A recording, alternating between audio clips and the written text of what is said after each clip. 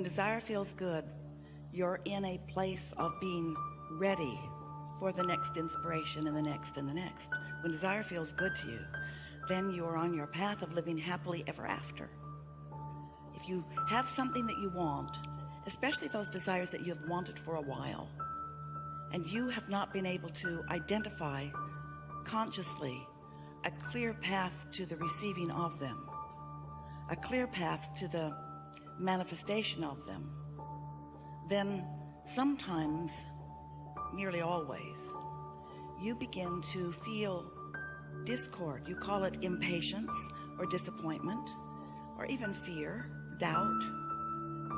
Sometimes you feel blame of others or unworthiness that it hasn't come to you, or irritation that the same kinds of things are coming to other people but not to you.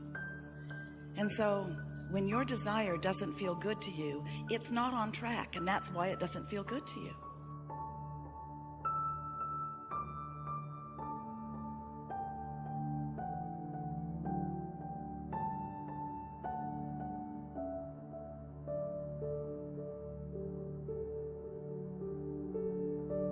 If it doesn't feel good, you're not on your path. And it's not difficult to get onto your path, but it doesn't help to proceed with a vibrational stance that just isn't letting it unfold for you. It would be like knowing that there's a treasure buried somewhere in your backyard, and it's a big backyard, and you know it's out there, but you have no treasure map. So you have no sense of where it is, and so you have to dig up the whole backyard. And after a while of digging and making a mess of everything and still not finding it, you begin to feel discouraged. And sometimes you get more and more bold. You get bigger and bigger things to dig with. You involve more people in the digging. You make a bigger and bigger and bigger mess of everything, but you still don't find what you're looking for because you're going about it in a way that won't work. So we might as well just start off today with a very bold statement, not only to get your attention, but because, well, it's mostly to get your attention. But it's also something that is absolute and very important for you to understand. Sometimes you just cannot get there from where you are. And that sounds different from what you usually hear from us, because you count on us as being your optimistic friends who say you can be or do or have anything that you want. And while that is still true, sometimes you cannot get to where you want to be from where you currently are. But we're talking about your vibrational stance, and what we're really talking about is that sometimes you, fairly frequently, almost always, that what you are doing is you are wanting to get to a different place from where you are.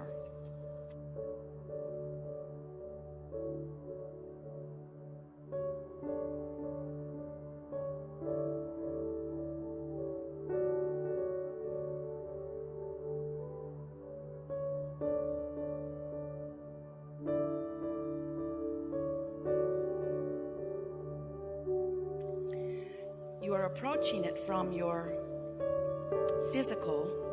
It's so nice to be physical. Observational. It's so nice to have the ability to see and hear and smell and taste and touch. From this very tangible, manifest things into a reality where I and others can see them. So often you want it to be about something that is not parked in your garage yet, that you want to be parked in your garage. And there's an element of dissatisfaction within you as long as this beautiful new vehicle that you want is not parked in your garage. And there's something about you, human creatures that you are, that causes you to go to the garage and notice it isn't there. And in your awareness of its absence, you continue a vibration that makes it very difficult for you to find the path to it.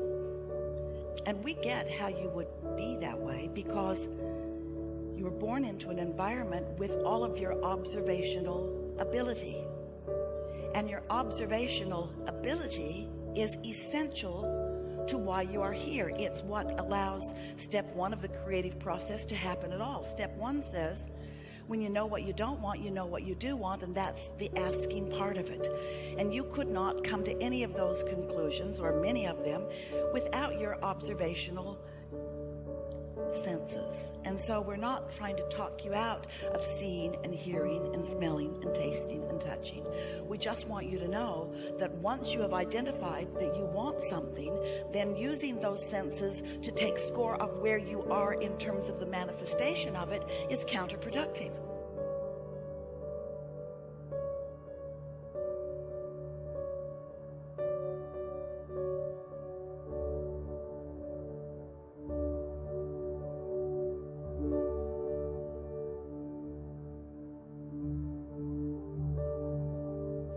So it's like step one is ask, step two is source delivers it vibrationally, and step three is you've got to tune into the vibration of it so that you can translate the vibration of it into the thing that you want, or into the experience you want, or into the having of whatever it is that you want.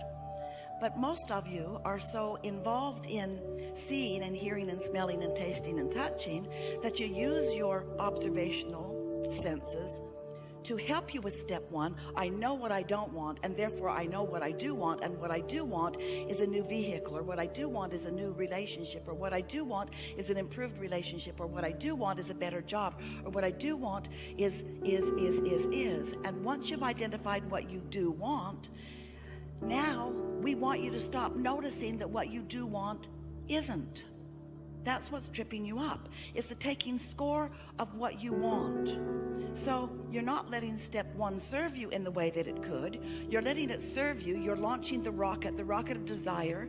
You're creating a vibrational reality. It's what your vortex is, your vibrational reality. When you ask for something, it becomes vibrationally.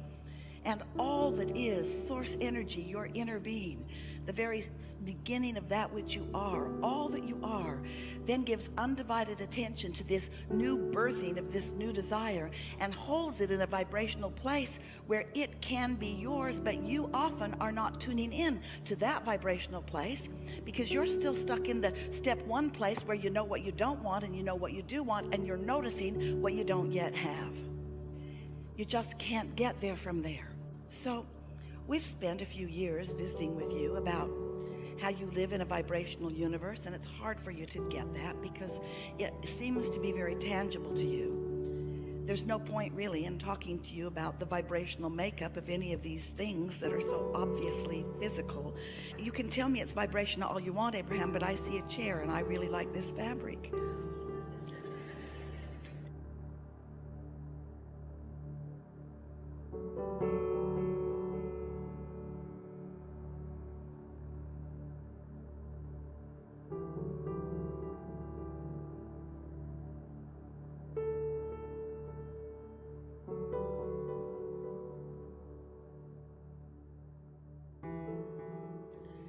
So talk about the vibration of it if you must.